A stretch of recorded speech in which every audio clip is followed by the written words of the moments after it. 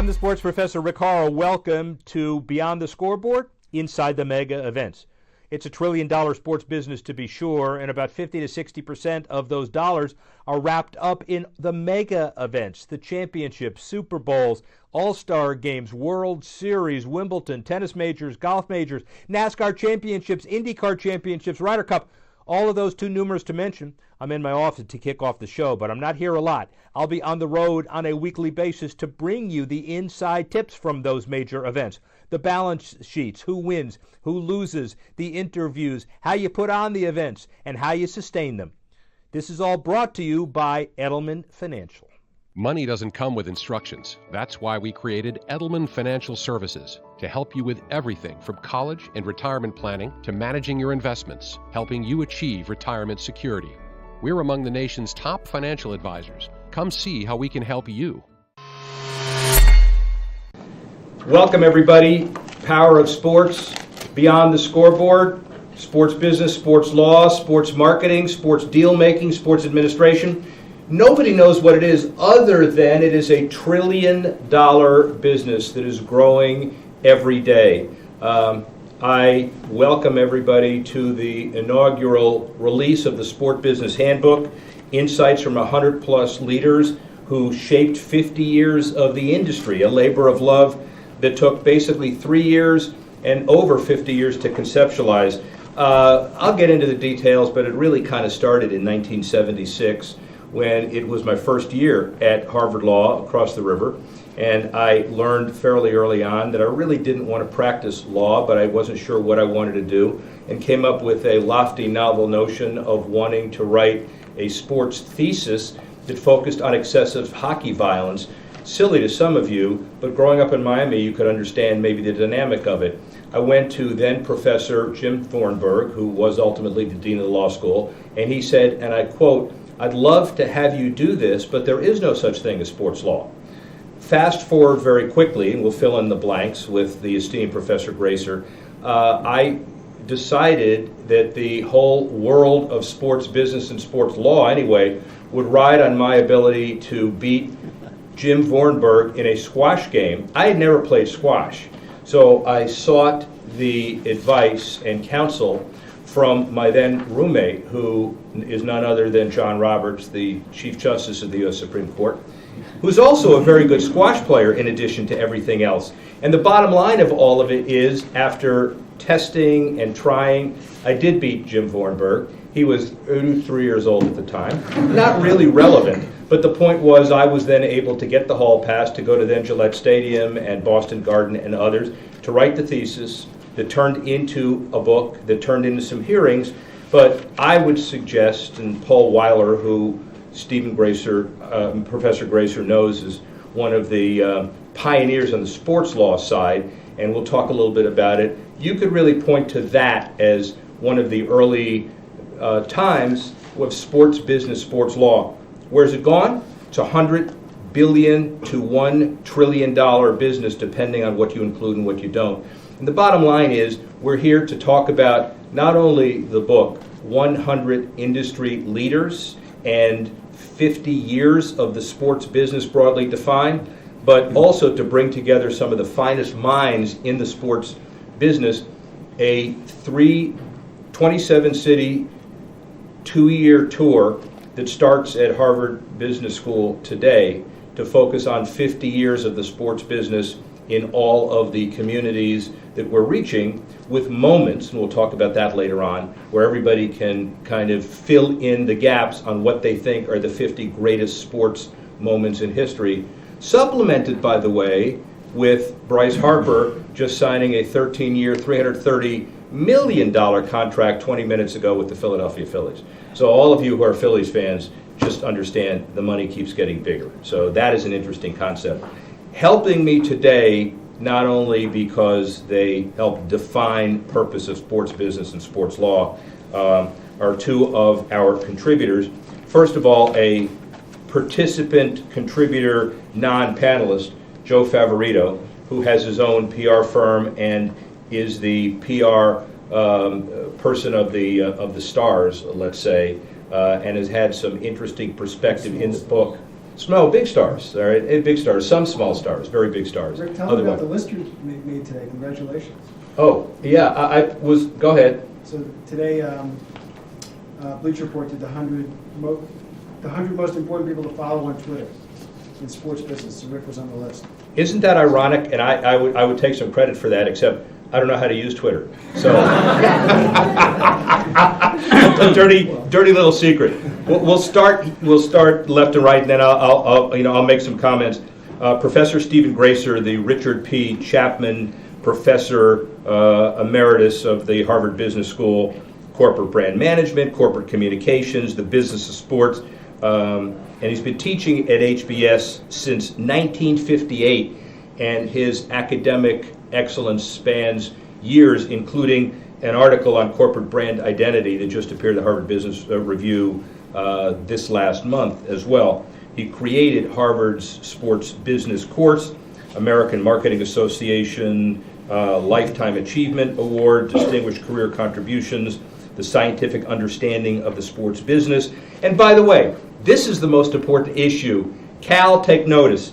He's known as the Cal Ripken of HBS because in 50 years of teaching at Harvard, he's never missed a class. Is that absolutely true? Have you never missed a class? Correct. That is correct. Your mouth to God's ears. That is correct.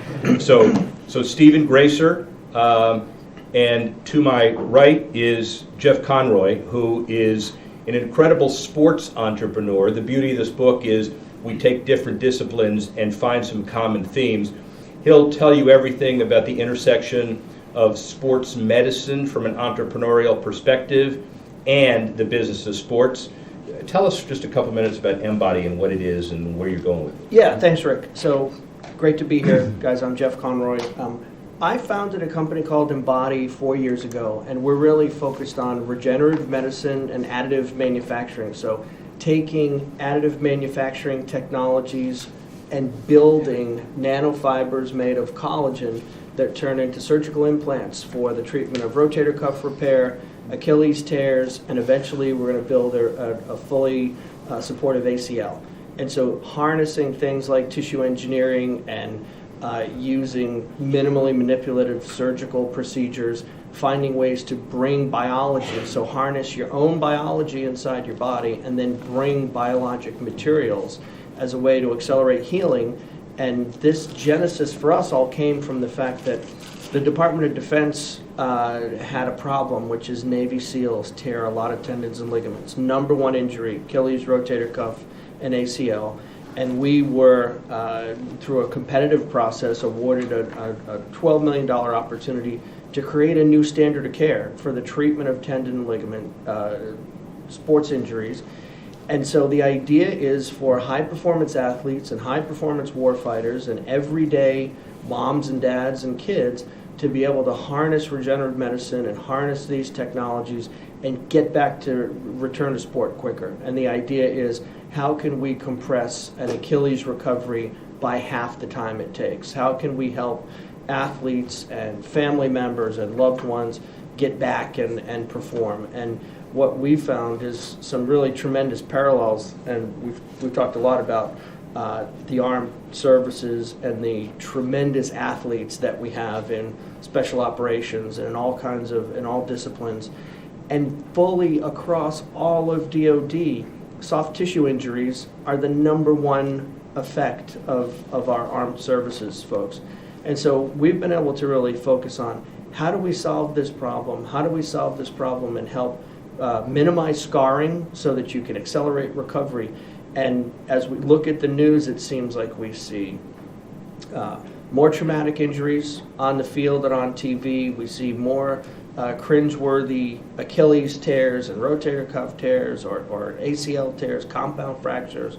And so for us, we're really in the sports business. For us is, how can we look at the assets of sports, the tremendous athletes who play these roles, and how do we play a role in accelerating their recovery, extending their careers, and all of the requisite financials that fall from that. So the interesting thing about this, you expected to hear a lecture about general sports business. Now you hear about ligament regeneration. The beauty of sports business, sports law, sports marketing is it ensnares so many different things. We'll hear from Jeff a little later about the entrepreneurial perspective, why he wrote the chapter in the book, and also the philanthropic aspect of the world of sports from his perspective. Turning to Dr. Gracer next, and then here, the agenda, I wanted to have Professor Gracer talk a little bit about the evolution of the sports business from his perspective, sports business in the classroom, that overview. I'm going to give you my perspective on that, and then we'll take a break from the first part of the show, and then we'll shift to philanthropy. Okay? So, Stephen Gracer, take it away. Thank you, Rick. And once again, welcome to you, your guests, and on behalf of all of us in the Business of Sports Club. We're happy to have you here at HBS. I think most of the people here, certainly all people who have been officers of the Business of Sports Club for the last 25 plus years since its founding, I have been marching right along with all of those people as the founding faculty advisor and still the faculty advisor to the club. And the reason I did that is, at the time, and still now, I was teaching sports business along with the real things that I do of a more intellectual character with regard to branding, reputation, and the like. But in its own realm, sports business has developed into its own large business with its own content and intellectual dimensions as well. I just wanted to flag for you, because I'm not going to read this, but in the book is this insert, and in that is this commentary, I guess I would call it, or essay, that I wrote called Sports Business in the Classroom. And it harkens back to about 35 years ago when a small group of senior professors here initiated an MBA seminar that became the first sports business course at any leading business school. Now, some of you who don't go to the Harvard Business School are probably asking, well, what is a leading business school? What does that mean? And my answer to that is always the same. It's the leading business schools are the 12 to 15 schools that are in the top 10. Just ask them. And we're always one of them. And this was the first sports business course that I introduced with my colleagues. And that was focused on key elements of management, the usual things that you would study in the first year here at Harvard Business School, known at HBS as the RC, required curriculum, but no one outside of 02163 knows what that means. But sport business had already been initiated at Ohio University some years before. It was taking place in business schools that were developing degree programs even. In kinesiology departments was one of the first sports business related programs, and as Rick mentioned, and he was involved, at law schools. So a lot of things happened, a lot of growth has occurred, and one indicium of that is that tomorrow starts the 2-day MIT Sloan Sports Analytics Conference at the Heinz Auditorium here in Boston, which in fact draws hundreds, nay, I think now maybe over 1,000 people from all over the world, but particularly all over the country. So I'm not going to go through the evolution of the sports business except to say that major business elements of sports regularly move from the sports pages, which tend to focus dominantly on competition normally, but something like that signing is going to dominate that. But it spills over into the business pages, often about things like sales of clubs, major sponsorships, a new stadium, etc. And occasionally the front page, strikes and lockouts, threats of franchise transfers and things of that nature. So it's pervasive. And I think it's fair to say that sports has become the lingua franca of a lot of conversation in the workplace, the creation of sports bars, and things of that nature. So I'm going to flag the fact that now sports business in the classroom is not just national, but it's international. And there are schools that have fantastic programs. One of them is the University of South Florida's Muma College Vinnick Sport and Entertainment Management program, which is a very extensive MBA program with a lot of internships that are built in. They're not just chased each year, et cetera. And one of my good friends and colleagues and co-authors, Michael Mondello, is one of the program heads down there. And Michael and I just recently published a Harvard Business School case that some of you might be interested in, and that we'll be addressing a little bit later under the philanthropy heading. I'm holding it up here, Rick, so your face is not obscured. Yeah, keep it away from us. Called Philanthropy and Brand Building, the Tampa Bay Lightning. It's a case about the Tampa Bay Lightning and their owner, Jeff Vinik. And they are widely considered to have the top sports-based philanthropy and community service program in all of sport. More later on that. But internationally, there are also programs. The WHU Center for Sports and Management in Germany, my colleague there, Sascha Schmidt, he and I do intellectual collaboration, but they have a full year program. We just have published, it's so new that I can practically feel the warmth of the printing press, called The Bundesliga in the US. And it's a case about the Bundesliga's efforts or consideration of efforts to invade or take a position in the US market, both in terms of broadcast and fandom. And it's a very comprehensive case with a lot of exhibits about what the rest of the world calls football, particularly European football, as well as the US marketplace for sport. So let me go fast forward and simply say that at Harvard, sports business is everywhere, meaning it's not about a course like I used to do, and I still do in another part of the university, but it's about sports-based material appearing everywhere.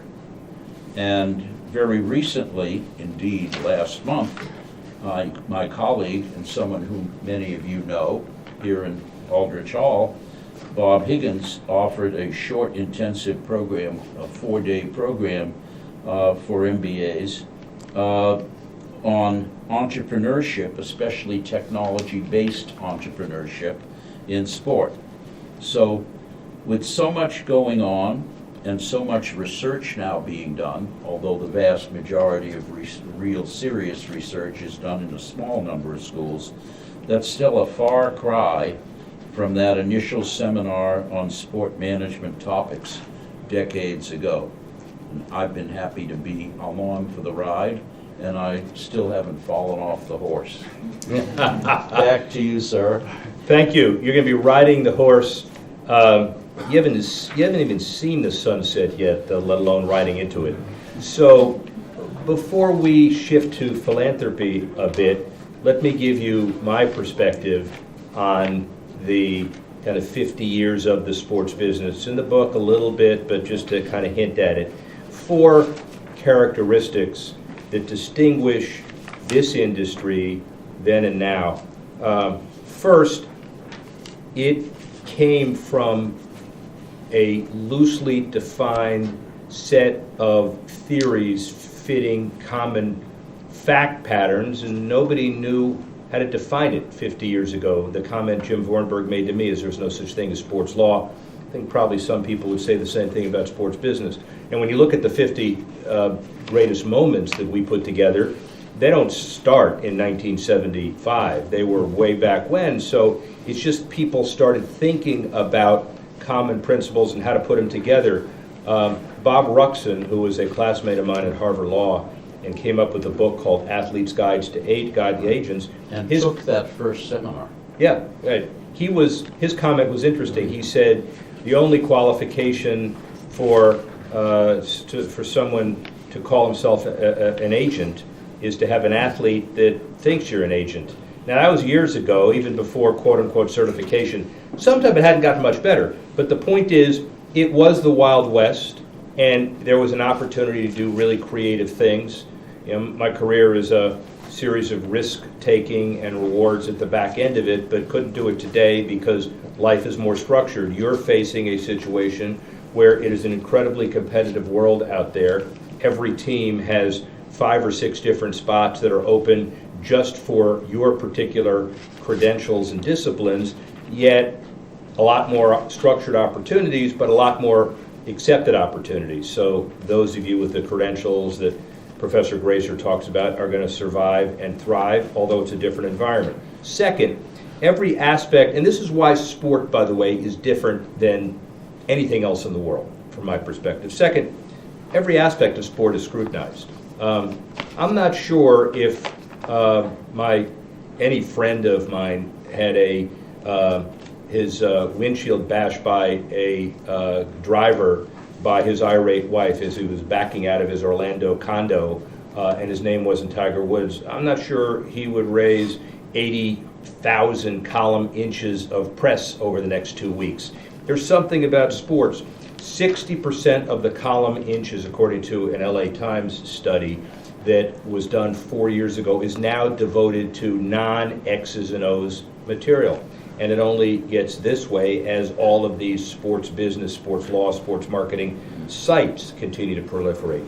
Third, the labels of sport defy traditional analysis. And again, what I mean is that you can have, and I know you do, courses on sports business and sports law and sports marketing, administration, deal making. The fact patterns will be a bit similar. The problem solving is a bit similar. You have to know a bit more law. That's a little cynical when you're doing a sports law course, but effectively the linear thinking and the problem solving it transcends.